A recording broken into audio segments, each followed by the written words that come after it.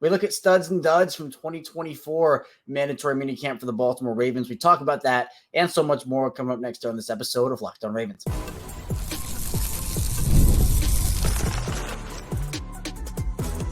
You are Locked On Ravens, your daily Baltimore Ravens podcast. Part of the Locked On Podcast Network, your team every day. Welcome into another edition of Locked On Ravens, your daily Baltimore Ravens podcast.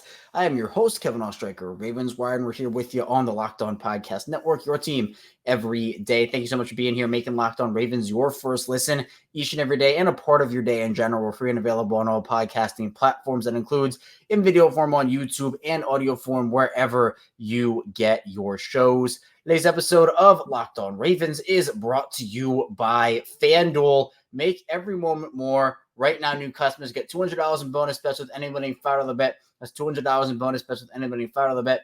Visit FanDuel.com/lockedon to get started. Really appreciate everybody again being here. If you're an everydayer, thank you so much for listening every day. If you're new to the channel, hopefully you enjoy the content here today. Be sure to subscribe and follow along. And if you're somewhere in the middle, welcome in to the show. 5 days a week, Ravens content, Monday through Friday, plus bonus episodes. We had 2 bonus episodes on Saturday and Sunday. So we had 2 over the weekend. Happy belated Father's Day to everybody out there, by the way. Really hope everybody had a great day yesterday. But let's get into the content on today's show.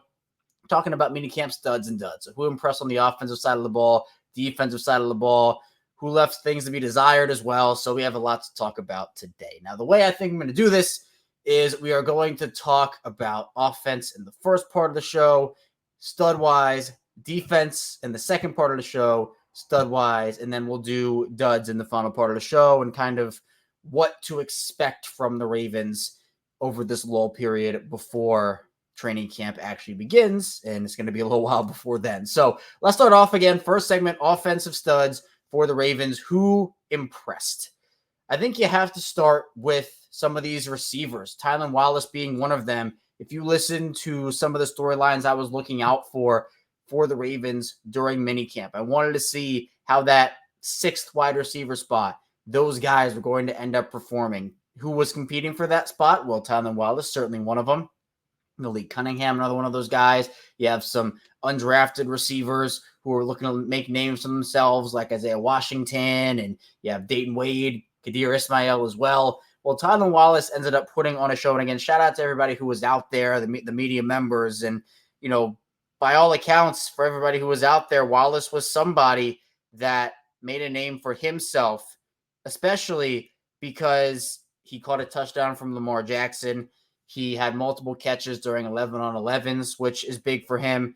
And although he did have a few drops, right, it wasn't all sunshine and rainbows for Tylan Wallace. I do think that the positives outweighed those negatives, and you can see that he's making a name for himself early in this workout process. Now, Zay Flowers also was it's not the exact same story as Tylan, but by all accounts, I mean, Zay was out there catching balls, connecting with Lamar, did have some security issues with the ball in the first day of OTAs, which again, a lot of the offense was just sloppy on day one. I said OTAs, I meant minicamp, but regardless, first day of minicamp, the Ravens offense was just really out of sorts in general. Turnovers and false starts and pre-snap penalties and whatnot. And Flowers was certainly a part of that. And we'll talk about in the second part of the show, a guy who really made a name for himself on the defensive side of the ball, forced a lot of those different turnovers. But for Zay, again, yes, he had some ball security issues, but I think the positives of him, obviously, he was the play of the day on the second day when the offense recovered. So to me, I think Zay, got to give a shout out to him. And I mean, we can shout out Lamar too. Why not, right? I mean, he's a guy that we know who Lamar is. You know, I don't really have to include him in some of these, but I feel like I do when he performs well. And I think it's, you know, for him, we saw the turnovers, we heard about the turnovers, but then he recovered on the second day, made a lot of great throws. And then on the final day too, we heard he was kind of the star of minicamp, even though that was a lighter, laid back practice. I mean, he still was able to impress in a really, really big way. So shout out to Lamar again. When I call him the biggest stud on the team during OTAs, minicamp, I get it so confused between OTAs and minicamp. Was Lamar the best guy on the field during minicamp? No. I mean, I think there were guys who were better than Lamar in terms of performance, but we all know Lamar is the best player on the Ravens. And that should not be taken for granted whatsoever. Now, moving on to the tight end position, Isaiah Likely was absolutely a stud during minicamp for Baltimore. He was catching everything, multiple passes. I mean, he and Lamar are establishing a connection. We know that Mark Andrews and Lamar have that connection, and that is very, it's not easy to replicate that. But at the end of the day, Likely is a guy that I think is going to be so important and so huge for the Ravens. It is so imperative for them to get him in the lineup as much as they can, even with Mark Andrews healthy. We've talked about that a ton over the course of the offseason, where it's like, what is it going to be for Isaiah Likely? What is his role going to be? Well, it has to be big. It needs to be, whether it's using those guys in line together. One lines up in the slot, one lines up on the outside. I mean, just multiple different scenarios of what that could look like. But Likely was all over the place and making a name for himself. Now, another tight end who made a name for himself, a stud, was Charlie Kolar. Kolar is somebody, I think everybody is so focused on Isaiah Likely, what his role is going to be, and rightfully so. But Kolar is someone who, during these early portion OTAs, minicamp, has made a really big impact. He is able to establish position. He's been able to catch passes. It's been an overall really solid performance by all accounts from Charlie Kolar here. And I mean, look, this might be a hot take from me, but I think Baltimore should try to return to some of those three tight end sets a lot more often this season with Andrews, Likely, and Kolar. We're a long way far away from 2019. 2019 was a really long time ago. It's going to be 5 years ago. But at the end of the day, this Ravens team, with their personnel, I think you can utilize those guys all together, and it doesn't have to be you use three tight end sets all the time. But I do think adding that wrinkle into your offense at least a little more consistently would do a really good thing for Baltimore. Now, on the offensive line side of things, Andrew Voorhees apparently made a big name for himself. He looked to be the favorite to win starting left guard role, and he's learning on the fly, right? This is, I mean, technically his second year, but I mean, it's his rookie year, essentially, first year on the field. So Voorhees was someone that apparently, according to multiple accounts, made a big name for himself as well. And then I think that for a lot of these guys on the offensive line, they understand it's going to be a bit of a process, right? Replacing three starters on the line is no easy thing, especially when you're replacing a lot of veterans with a lot of young guys. There's going to be some learning curves, going to be some situations where it's just, a veteran like Kevin Zeitler, right, might be nothing to him, right? There might be something where like, okay, this is exactly what you need to do. Kevin Zeitler does that. He, solid veteran. For a younger guy, whether that's, Ben Cleveland at right guard, if that's who it is, Voorhees at left guard, if that's who it is, Rosengarten at right tackle, if that's who it is, they're not as seasoned as Kevin Zeitler. There are going to be some learning curves, but that doesn't mean that, by the end of the season, we're not talking about a younger offensive line who was more athletic and was able to protect Lamar Jackson, get out into space more. So I think it's good for the Ravens to have this now. And look, when you're talking about those pre-snap penalties and whatnot and the false starts and everything, get that out now. Get that out right now. Don't wait until week 5 or, week 11 or the playoffs, right? Get that out in workouts, OTAs, minicamp, training camp, preseason. Get as much as you can of that out. And then by the time you hit the regular season, when the games actually count and the games actually matter, you're able to go out there and perform at your highest level. So I think it was, again, a pretty solid minicamp. There's only so much you can take away, again, especially with these lighter practices, no pads, sometimes even no helmets, right? It's a different dynamic once you put those pads on, but I still think it's important to take something away because it's not, when a guy wins a rep. Also, forgot to shout out Tez Walker. Tez Walker also was super impressive during minicamp. He's continued his strong start in a Ravens uniform. Rookie camp, OTAs, minicamp. Seems like Tez Walker is always in somebody's news or, report, video, article, whatever it may be. Seems like Tez Walker is always in the news for this Ravens team. So I had to give a shout out to him. And we'll see. It seems like Tez, there was a specific role that I had in mind for him. But if he continues to impress this way, I feel like Baltimore could carve out a larger role in their offense for him as a whole. Because, look, the Ravens need people to step up. And for me, I think that if Tez is going to be that guy, sure. I mean, we know Zay's that 1, Bateman's the 2, Aguilar's the 3, but people just need to step up and contribute. I mean, it doesn't really matter when you get into like all the, who's 1, who's 2. That doesn't matter when you hit the field, right? I mean, it just matters who actually steps up, who performs, who catches, and Tez is making an early name for himself right now. Coming up, though, we're going to be diving into who impressed on the defensive side of the ball, some minicamp studs for defense. Stay tuned. A lot to get to on Locked On Ravens. First, this show is brought to you by FanDuel Sportsbook. Summertime means baseball, the NBA Finals, and more, and you can bet it all on FanDuel. Right now, new customers get $200 in bonus bets with any winning $5 bet. That's $200 you can use to bet everything from the Finals MVP to who's going to hit one out of the park. NBA Finals, Celtics up 3-1 on the Mavericks. So if you want to bet Finals MVP, if the Celtics win, is that Jason Tatum? Is that Jaylen Brown? We will see. For baseball season here in Baltimore, the Orioles are just on a tear. Gunnar Henderson is making his MVP case. And, of course, for the Ravens, they open up as 2.5-point underdogs against the Chiefs over on FanDuel. So if you want to get in on that money line, head over there now. Visit FanDuel.com/lockedon and add a big win to your summer bucket list. FanDuel, America's #1 sportsbook. We're back our second segment of Locked On Ravens. Kevin Oestreicher still here with you on this Monday edition episode. Again, really appreciate everybody. We just hit 7,000 subscribers here on this show on YouTube. So really appreciative of the video community here. And if you want to be on that road to 8K, 8,000, hit that subscribe button. And of course, the like button helps out as well. If you're in audio form, we've been building that community up from the start. Almost 5 years I've been the host of the show. We all started this in audio form as well. So same show, both audio and video. If you want to watch one day, listen another day, we are here for you in any way you want to consume our show and our content here. Now let's get into the defensive studs from minicamp. I mentioned a guy causing a lot of turnovers and making life hard on the offense. That is Arthur Millette, the Ravens slot corner. They re-signed him to a 2-year deal. He had a forced fumble recovery, interception, 3 pass breakups, and a sack. Technically, I mean, they're not tackling guys, so would have been a sack. But he is somebody that is so important to this Ravens defense. We talk about guys like Kyle Hamilton, Justin Madubuike, Roquan Smith, like all these studs and stars who need to step up and continue star play for the Ravens. Well, then you have those like unsung guys, right, who you're looking at and you could almost say, well, who's going to be that guy?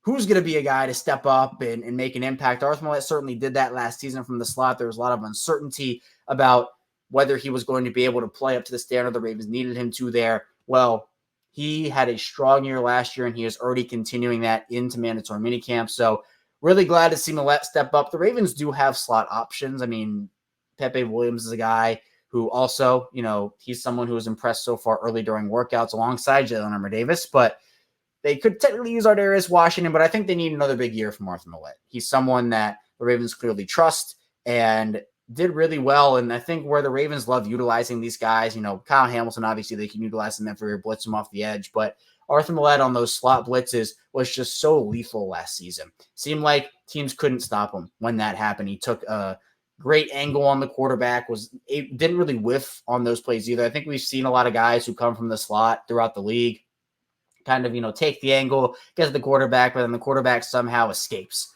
and it kind of throws off the whole thing. Well, Millette, I think, was really good for pretty much the entire season of keeping hold of the quarterback, getting him down, or at least, at the very least, making sure his teammates can come there to finish the job. So Millette had a signature impact last season, and I'm going to be able to hopefully say by the end of next year that Millette had another great year. But again, all starts now during the workout period. Now, Nate Wiggins, he also had a pretty solid minicamp. Again, it's solid for him. He's been a really good contributor so far during workouts. And at the end of the day, he hasn't really been thrown to a ton. By all accounts, we haven't really heard Nate Wiggins and his name in the news per se. Good or bad. Like it feels like we hear some good plays. Wiggins did this, but it feels like he hasn't really been in the news a lot, which again, if he's not getting thrown to, I feel like that's a pretty good thing. You talk about guys like Richard Sherman not getting thrown to a ton. Marlon didn't really get thrown to a ton a couple of years ago, right? And everybody, that's the thing you need. Darrelle Revis was a guy who didn't get thrown to a lot, but made plays when it mattered. So again, I'm not like comparing Nate Wiggins to those guys right now, but when you're a quarterback, typically not having a ton of tackles, not having a ton of targets thrown your way, that means you're playing well. And so for Wiggins, hopefully he can continue that. But we've talked about this guy a ton, and that is Mr. Travis Jones himself. he's just an all-around do-it-all player. I mean, Jones is someone I expect to have a massive year. If you're new to the show, you haven't heard me say this before, he is my pick for Ravens breakout player of the year this year. It just feels like everything's set up for him. He's entering his third season. There are going to be snaps to be had, even though Baltimore's bringing back their entire defensive line room from last season.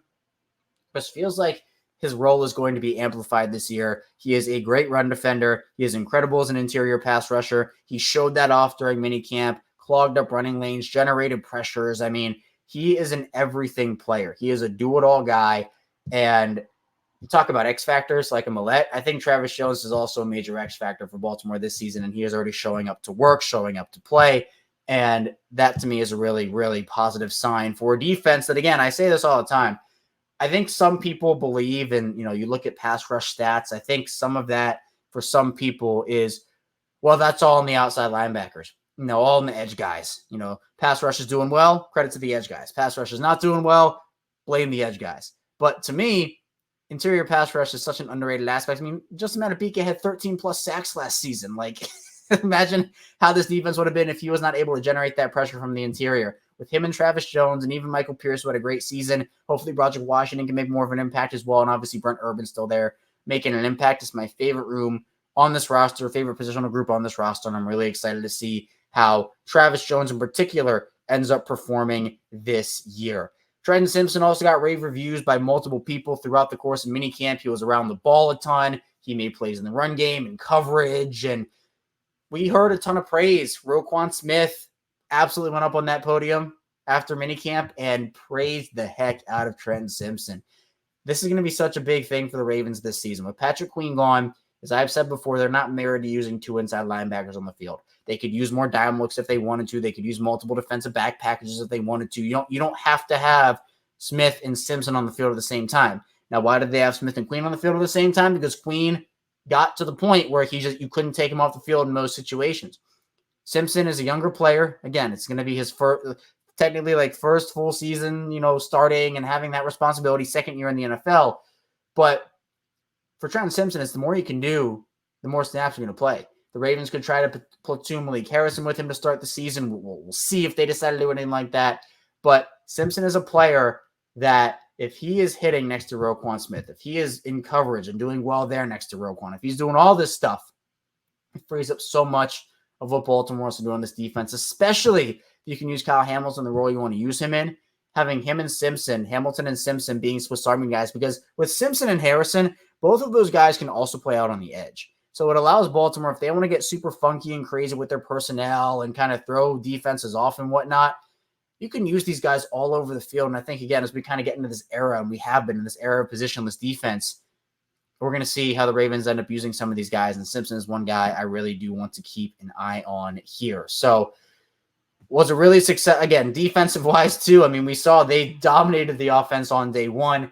And I think it's so good for both the offense and the defense to be able to have this iron sharpens iron thing, to be able to go out there and really be able to, I mean, at the end of the day, like when you go into game situations, you want to be able to have practice against the best of the best. And so if you're a defense going up against Lamar Jackson, that unique skill set, if you're Lamar Jackson in that offense going up against one of the top defenses, if not the top defense in the league, that helps everybody out. It makes things so much easier on game day, at least some aspects of it. So this is what these workouts are for. Of course, we'll see more of it during training camp, but solid mini camp for the defense. Now, coming up, we will be talking about who left some things on the table, who left some things to be desired, whether it be injuries, performance, and more. Stay tuned. We got a lot to get to on the show.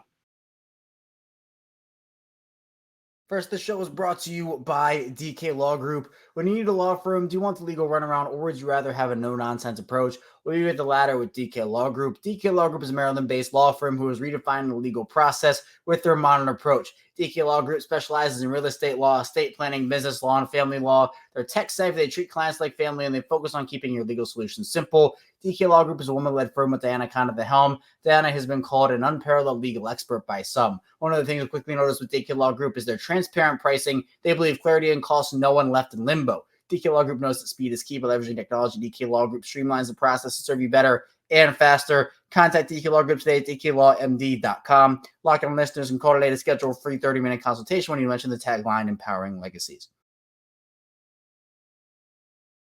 We're back our final segment of Locked On Ravens Monday style. Kevin Oestreicher still talking with you here. Again, be sure to like and subscribe on YouTube, follow and subscribe in audio form. The communities we've built up have been absolutely amazing. Again, if you missed it, we had 2 bonus episodes over the weekend. One on Saturday where we talked about our final takeaways and observations from mandatory minicamp. Then on Sunday, we talked about Steve Young's comments in detail about Lamar Jackson, about the Ravens' handling of his career, the weapons he's had over the course of his career, and a lot more. So if you want more Locked On Ravens content and Ravens coverage, be sure to check out those. It's in the bonus episode section on our YouTube channel, and it's just in the regular podcast feed in audio form. Let's get into who left things to be desired at minicamp. Who are some of the duds? And again, thankfully for the Ravens, there are more studs than duds. There really isn't a ton to report on this, but there are a few things just for us to keep in mind. One, I want to first say that this is either injury related or guys who didn't live up to the billing. It, could be one guy injury, another guy, didn't perform well. This one is injury, and this one is Marlon Humphrey. I don't know what's going on with Marlon. Not a lot of people do. John Harbaugh said it was nagging stuff, and he'll hopefully be a full go for training camp.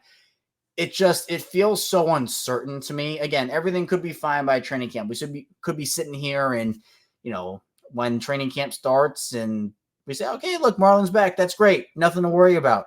Or there could still be something going on and we're just like, okay. Because right now, my concern level with Marlon, I've said this on the show, I'll call it like a 2 to a 3. So let's just settle it 2.5. If he misses the start of training camp or there's still something going on, that concern level skyrockets for me. So this wasn't necessarily an injury related, or this was injury related. This wasn't performance related for Marlon. But again, it felt like doesn't feel great. So we'll see what ends up happening there. One performance one that I heard multiple people talk about, Ben Cleveland didn't necessarily have a ton of time with the starters, apparently, right? I'm again, just here from what everybody's saying, Ben Cleveland didn't get a ton of time with the starters. And in terms of a stock down, it just felt like for Cleveland, from what people were saying about him, the lack of involvement in the starting unit.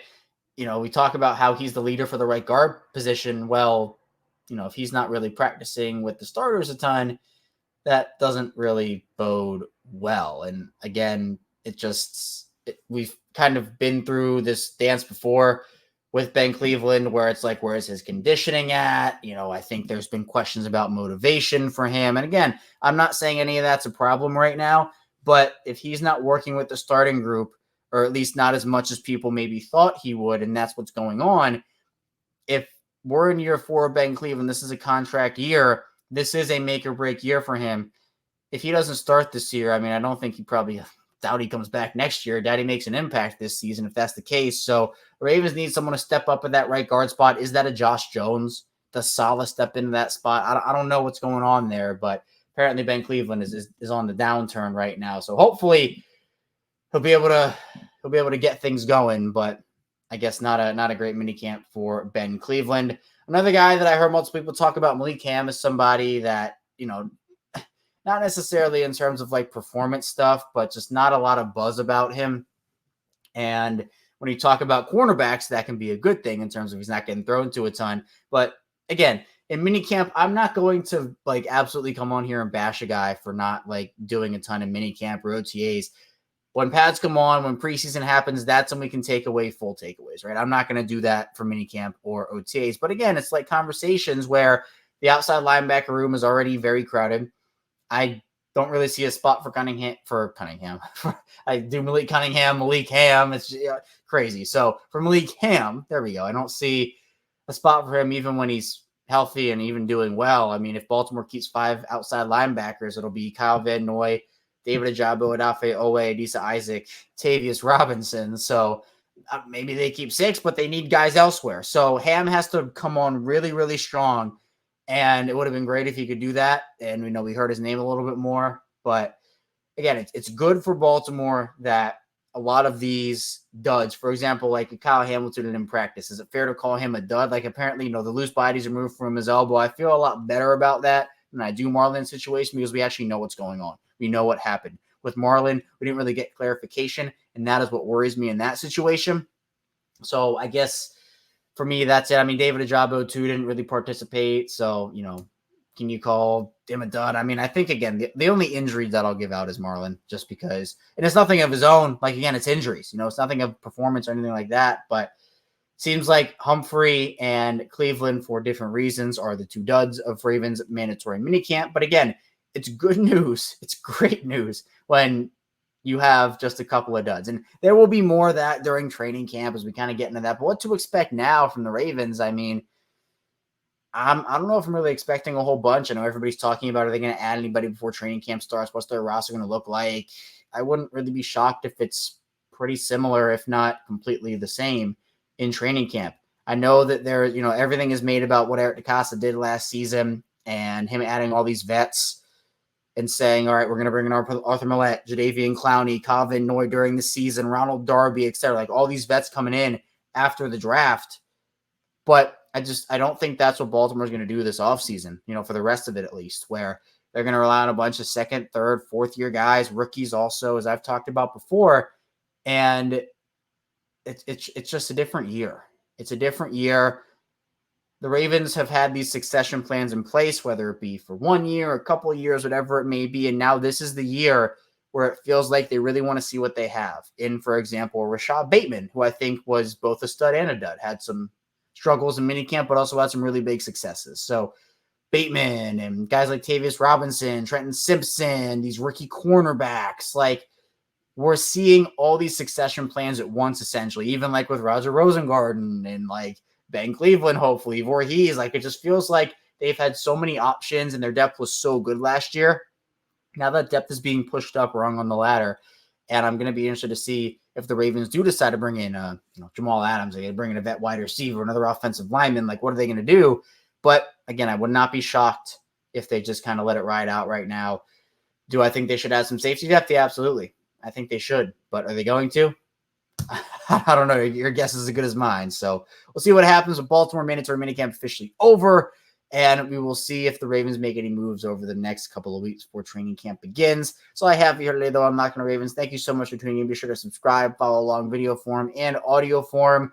5 days a week on Locked On Ravens, of course. So if you want daily Ravens coverage, we're here for you. Even in the low periods of the offseason, it's 5 days plus bonus content literally every single weekday. And of course, that bonus content on the weekends sometimes as well. Coming up tomorrow, more Ravens content. Stay tuned with us. See you right back here tomorrow on Locked On Ravens.